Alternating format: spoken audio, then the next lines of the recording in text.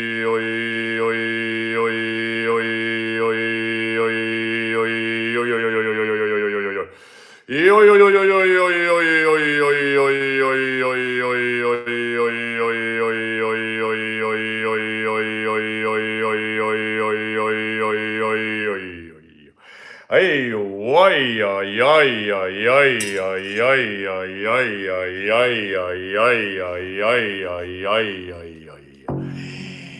Oi.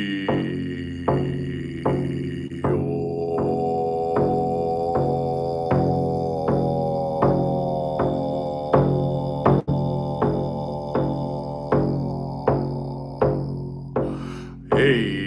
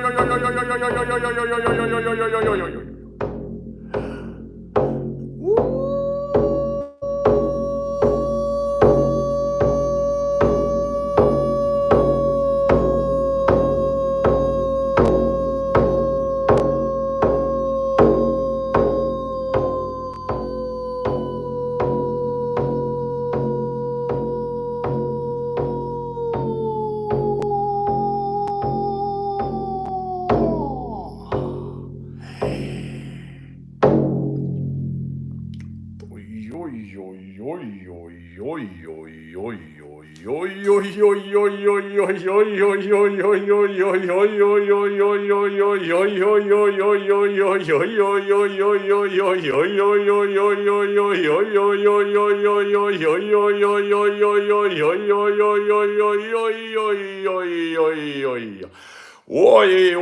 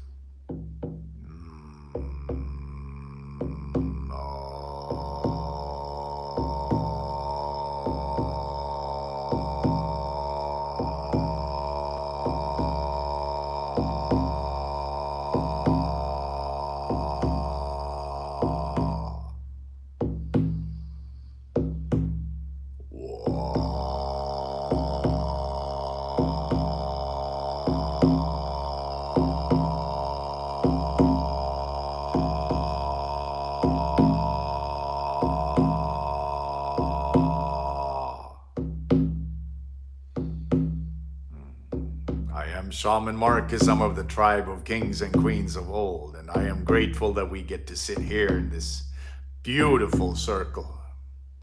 This beautiful circle of souls. The physicality follows the soul. The physicality follows the energy. As we heal on the energy plane, we heal the physicality.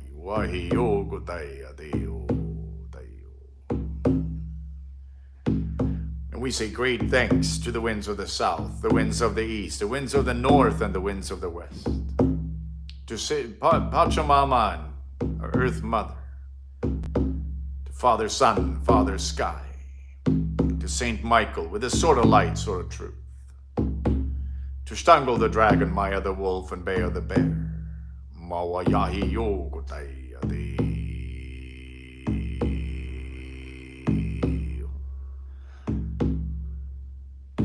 To Sam and his brothers, Yahuwa'ahi, to the tribe of kings and queens of old, to Umbuti and her loving, loving energy, to the ancestors and the friends and the family on the other side, our guardian angels that are looking over us,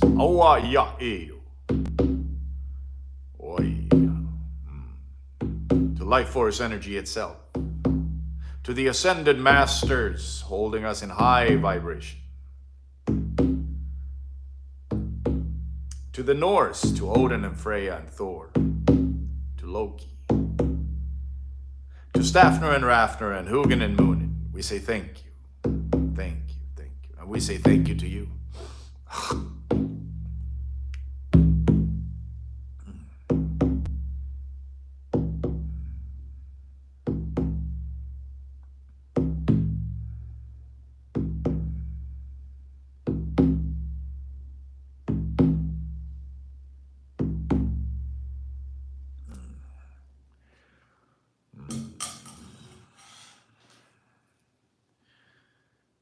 this chant can help us with the heart opening. Om Namah Shivaya Gurave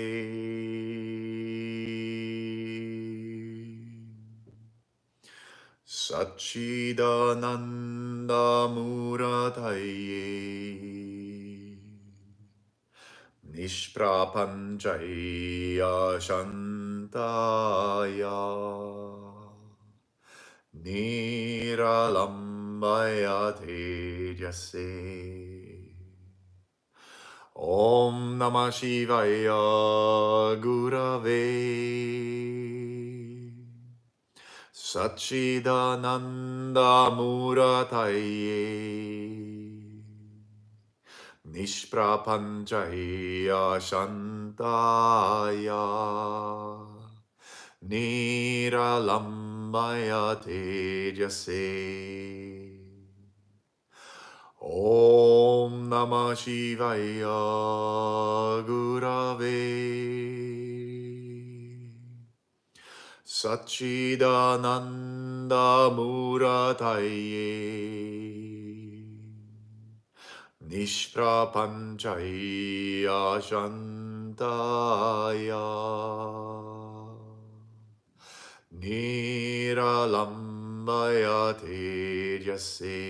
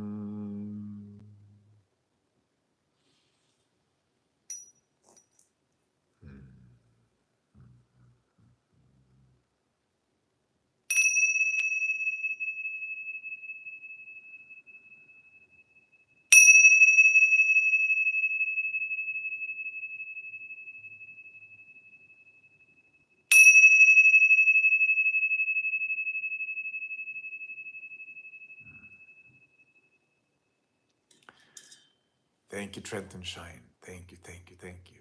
Thank you, everybody, for being on board. Ellie K, Johnny Neal, Shauna, Trenton Shine, 11, and everybody else who came on board. Water Sprite, thank you for watching. And Kilos, thank you, everybody. Have a beautiful, lovely, amazing week. And I'll see you again next week. Namaste. And aho.